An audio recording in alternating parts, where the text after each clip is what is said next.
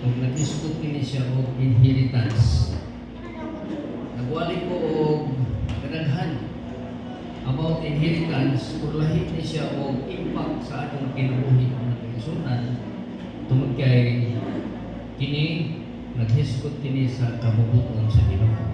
Magkapot ang mga kaisunan, ito po atong mga ulo, magkapot. Amahan akong langit noon, Diyos na makagagahon sa tanan, pag-iya sa among kinabuhi, ug daghang salamat amahan sa imong pag-uban, pagpanalangin ka namo Ginoo, tungkol ikaw ang Diyos na among gisimbang iragaran, takos na mudawat sa mga pag-ampo o pagpasalamat. Labi na sa mga pulong nimo Ginoo, ikaw maghatag namo og dihog, dihugan mo ang makatawhan, dihugan mo ang ubos ng malagad, wa ka mahimo sa among kagalingon, gawas man ikaw magatantog niini. Sa pangalan ni Jesus, Amen. Amen. Praise God. Andamo na itong atong mga panulanan, mga kaigsunan, salot na itong atong mga blessings dining kamuntagon. So, ipadayon na itong mga kaigsunan ang atong pagtuon matungod sa accurate vibration. Sa milabay ng Domingo, ang diskutan na ito, kinihatod karong kaigsunan, diskutan na ito ang pilgrimage. Sa itong pilgrimage, it's a journey, travel, paglakbay, paglakaw, o pag-travel na mo, nimo, o pag-migrate mo sa lain nga dapit na isubok sa Ginoo sa imong kinabuhi. Now, ato ta makigsunan, human naman ta sa letter P, the presence of God, ato ta sa letter I, in inheritance. Kung sa manang inheritance, ato sa basahan ang teksto din iskutan, Joshua chapter 1 verse 1 to 2, karon hitabo sa tapos ang kamatayon ni Moises, ang alagad ni Jehovah. I repeat, alagad ni Jehovah. Okay? Tatak sa inyong unahuna ng kaigsunan, ang alagad ni Jehovah. O alagad sa Diyos. O si Jehovah misulti kang Josue, ang anak ni Nun, ang ministro ni Moises. Okay. Si Moises mao ang alagad ni Jehovah. Si Josue o Joshua ministro ni Moises. Sa ito pa, dunay itawag mga kaigsunan o katundanan. Diyos, Moises, Joshua. Si Moises, alagad ni Jehovah. Si Joshua, ministro ni Moises. Masaktan ba? Nga nakaingon, verse 2, si Moises ang akong alagad, patay na. Busa karon, bumangon ka o tumabok niining Jordan. Ikaw o kining tibuok katawhan ngadto sa yuta nga akong igahatag kanila bisan ngadto sa mga anak sa Israel. Kinsay gisugo? Kinsay gisugo nini? Si Joshua. Patay naman si Moises ini. Si Moises siyang alagad sa Diyos. Kanya ang puli ni Moises, ang ministro ni Moises mao si Joshua. O ang pulong sa Diyos, kaya patay naman si Moises, diretso sa ministro ni Moises na mao si Josue. Kung sa isugo sa Diyos, verse 2, kay si Moises na nga kong alagad patay na, busa karon, abot kasabot nga busa karon ang nag-ingon ang Ginoo, ngadto kang Joshua, bumangon ka o tumabok niining Jordan. Okay, ang suko sa Ginoo sa mutabok sa river of Jordan. Why?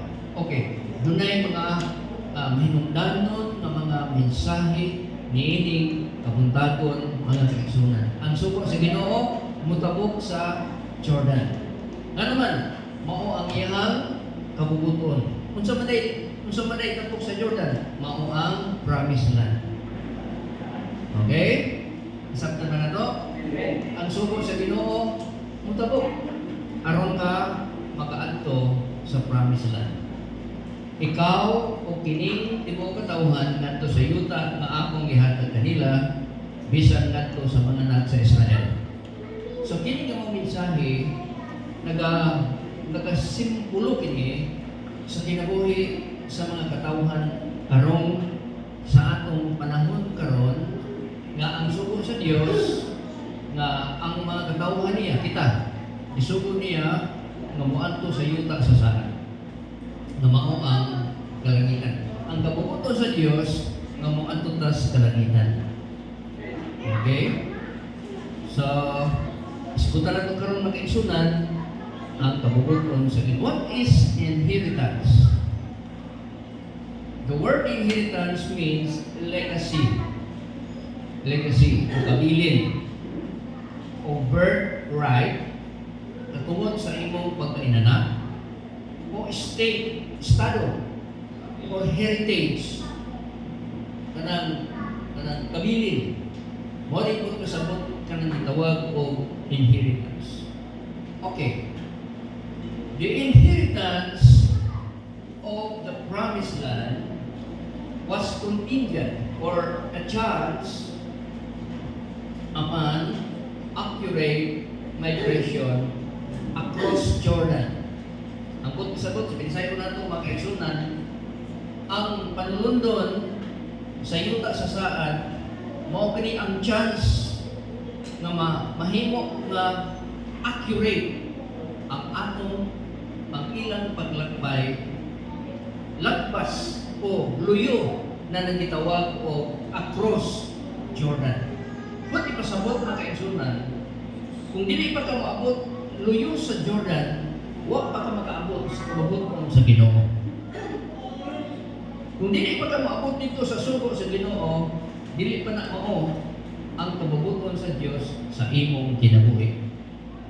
Sa ato pa mga kaigsunan, every person has God has a purpose for him.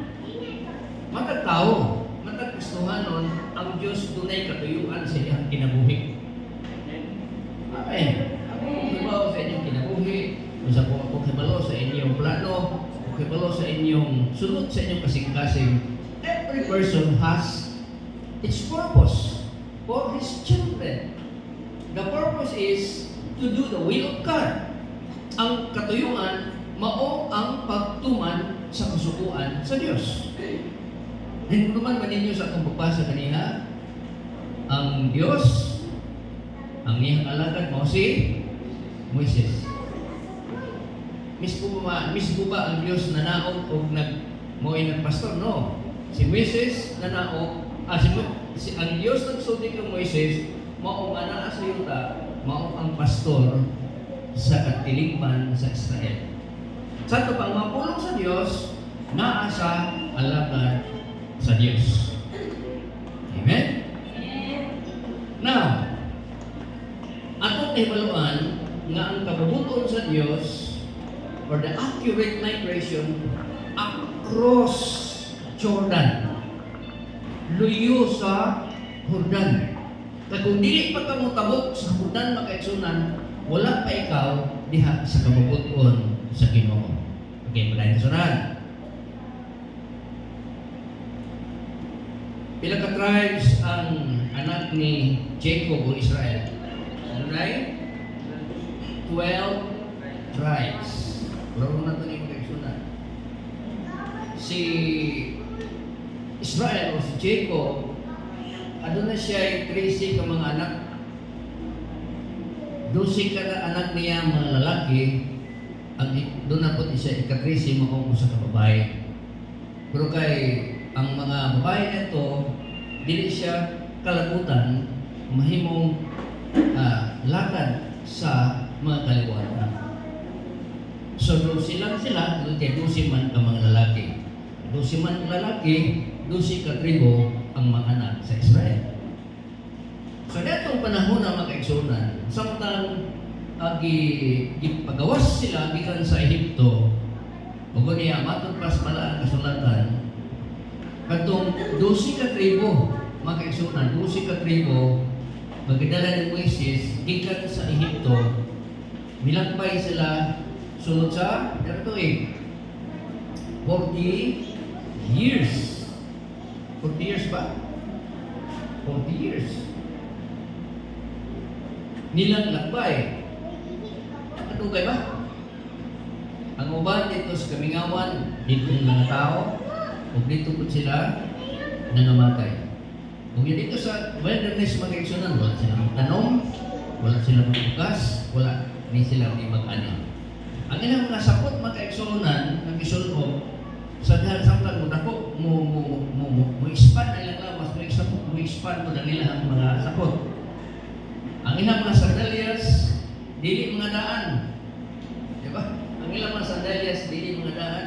Kanunay magpo. Kung magkadako ang tiil, magkadako po ng ilang mga sapatos. Inana ang milagros Ginoo. Sa dihan nagutumon sila, itagaan sila sa Ginoo o pagkaon, ikan sa pagkaon nga iya sa Diyos, ikan sa langit.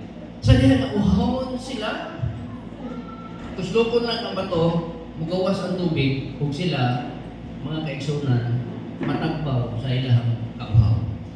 Inana ang mga milagros Ginoo kung naakas kabubuton sa Diyos. Hello, amen. Now, mga kaigsunan, sa atong pagbasa ng last day, sa last week mga kaigsunan, kung lagawon kini, gikan sa Egypt, maagi ka sa padulong ka sa Israel, sumala sa pagtuon mga kaigsunan, lakbayon lang kini sulod sa 10 to 11 days. Pero nganong miagi man sila mga kaigsunan sa kamingawan, nga nagalibot-libot suloy sila dito sa kamingawan mga kaigsunan. Tungod kay dunay tuyo ang Ginoo sa ilang kinabuhi. Kay sa diha na dito sila sa Ehipto, pamati mong kaigsunan, dito sila sa Ehipto, ang ilang una-una ulipon sila. Dito sila sa Ehipto, ang ilang una-una sila ginaungan sa mga tao. Apan ipadala sila sa Dios dito aron nga mag-mature sila diha sa pag-alagad sa Dios. Aron makaila sila pag-ayo sa Dios. Ug ang Dios magpakita og daghang mga milagro. Ang Dios magpakita og mga kahibulongang butang aron kining mga tao nga nakulipon sa Ehipto makaila sa tinuod o matuod nga Dios nga ilang gilagaran. Ay dunay saad ang Dios nga diin dito ka magpuyo. Hello? Kanang yung ipuyan doon sa para sa Diyos? Praise God. Sa conclusion na ito, mga kaigsunan, mailhan ninyo. Kanang yung ipuyan, mga kaigsunan, iya pa na sa Diyos. Now, mga kaigsunan, unsay saad sa Diyos? Mutabok ta sa promised land. Luyo sa Jordan. Hello? Luyo sa Jordan. Pagkabot na itong panahon ng mga kaigsunan, doon ay 2.5 tribes go with Joshua but chose to roam at the wrong side of Jordan. Sa 12 ka mga tribo, mga kaigsunan, doon ay duha o tunga ka tribo nga dili gusto nga motabok dito sa kabubuton sa Dios. Na dili gusto motabok dito sa yuta sa saan. Nga dili gusto sa kabubuton sa Ginoo. Nga dili mutuman sa ilahang alag sa alagad sa Dios. Dunay consequence mga kaigsunan. Kung dili ka musunod sa kabubuton sa Ginoo. It was God's will, mga kaigsunan, that the entire nation goes across Jordan. Entire nation, ang tibuok na nasod, mutabok yun sa Jordan. The promised land was across Jordan. Dili lang kay ang muputan lang ka sa promise. Sa unahan, akong blessing ka siya, uwa ka dito. Di na mo makaiksunan. Gitamakan, gini mo, gitumban, gini mo ang promised land. Tuwag yung ka nagpuyo dito makaiksunan. Amen? Dili lang kay naguna-una na matutog langit, matutog. Di, makaiksunan. Ang suko sa Diyos, nung ato ka dito, niya, mutunog ito sa langit. Hello? Amen. Amen. The promised land was across Jordan. The end result of their accurate migration was lost inheritance. Kining duha o tunga ka tribo nga kaigsuonan, nawan sila sa ilang inheritance. Nga naman, wala sila motabok sa Jordan. Wala sila motabok, wala sila mutuo kang Moises, alagad sa Ginoo, wala sila mutuo sa sugo sa Dios nga mutabok sila sa Jordan. Kaya kung mutabok sila sa Jordan, maunay kababuton sa Ginoo. Ang pangutana, nag-alagad ba sila sa Diyos? Nag-alagad. Ang pangutana, nagsunod ba sila sa pagsimba? Nagsunod sila sa pagsimba. Pero, dili matinumanon sa sugo sa Ginoo. Hello? Amen. Naman ninyo din karon.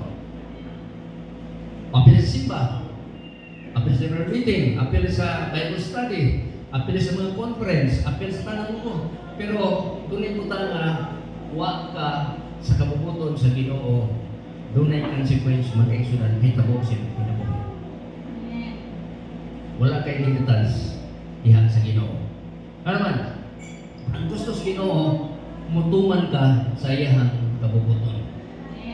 Dili na kay kutog ka naglantaw, dili na kay kutog ka magtanaw, dili na kay kutog ka nakabati ka, kundi matod pas balang sulatan, not only hearers but doers of the word. Dili na kay nagsikitag pamati, kundi gibuhat na to ang ipatalig mo ka na to mga kaigsunan. Kinsa man tong duha ka tribo ug tunga. Ang tribo ni Gad. Sunod si Reuben and half of Manasseh.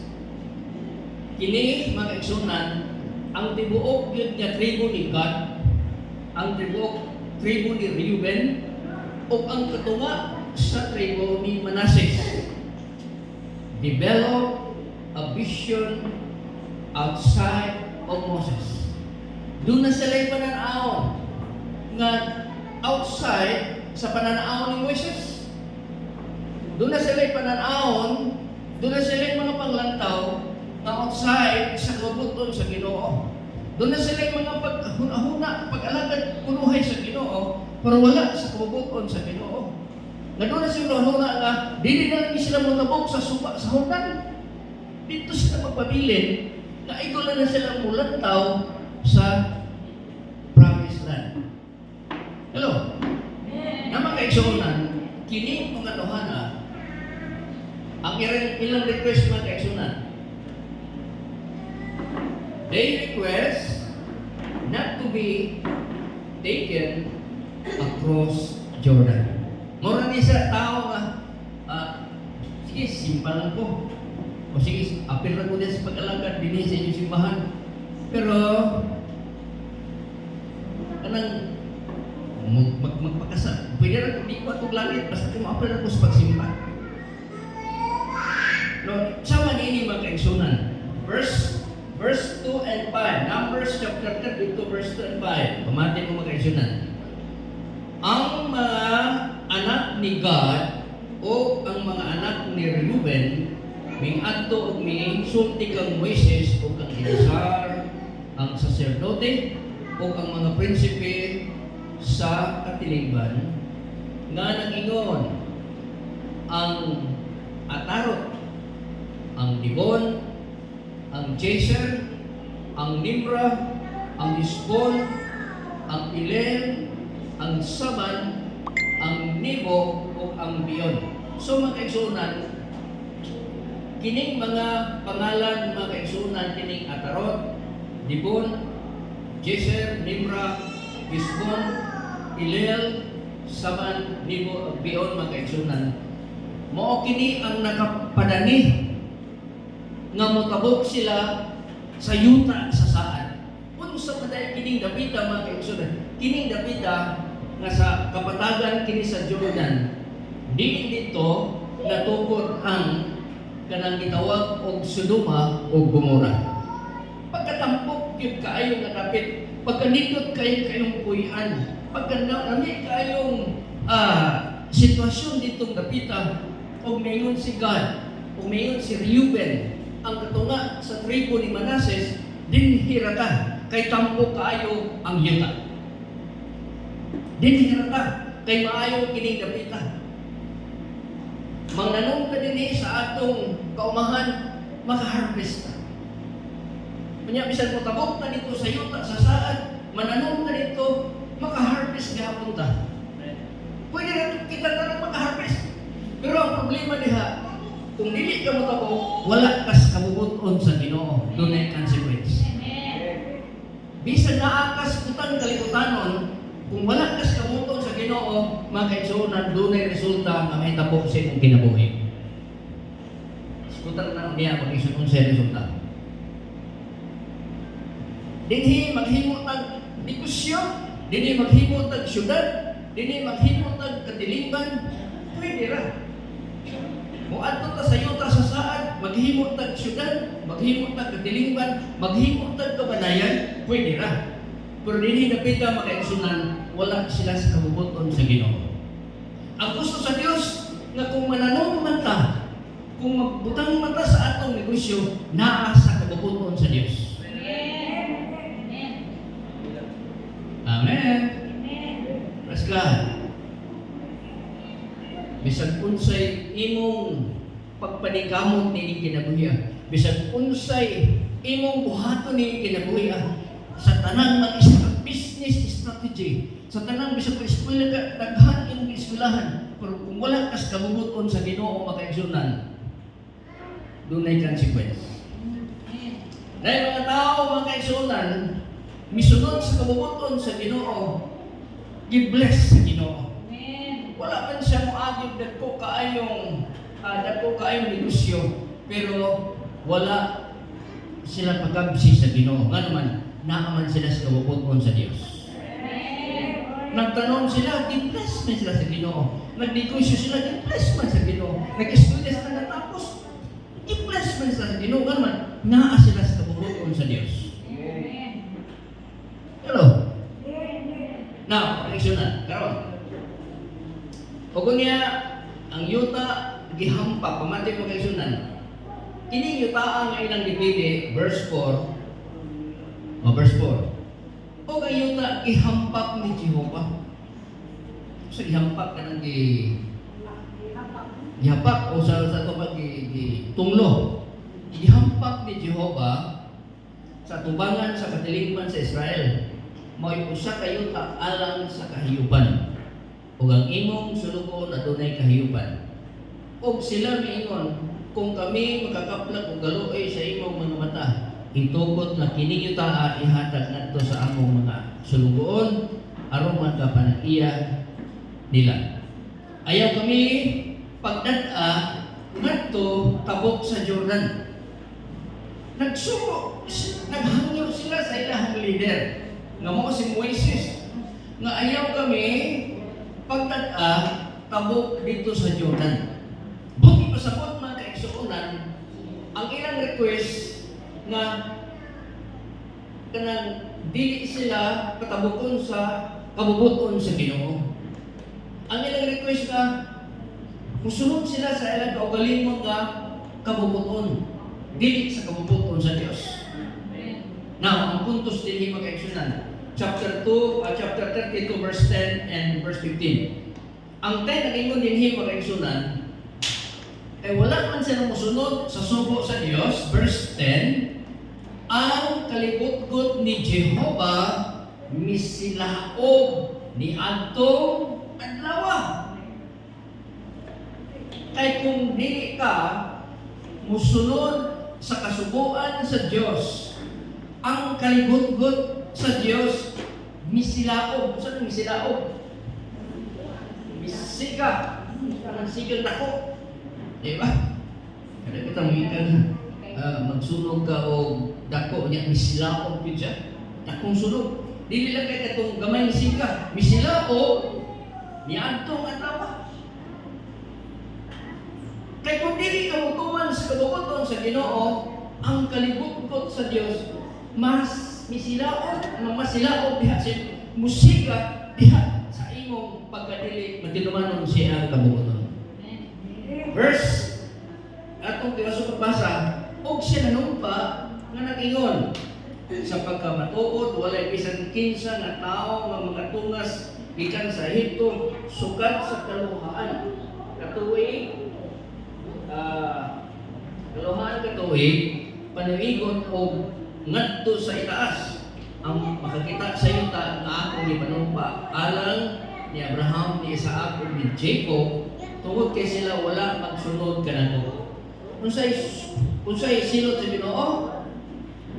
Ang kasuko sa Dios, mga kaigsuonan, misilaog nitong adlaw o nag-ingon ang Dios nanumpa siya sa mga tao dili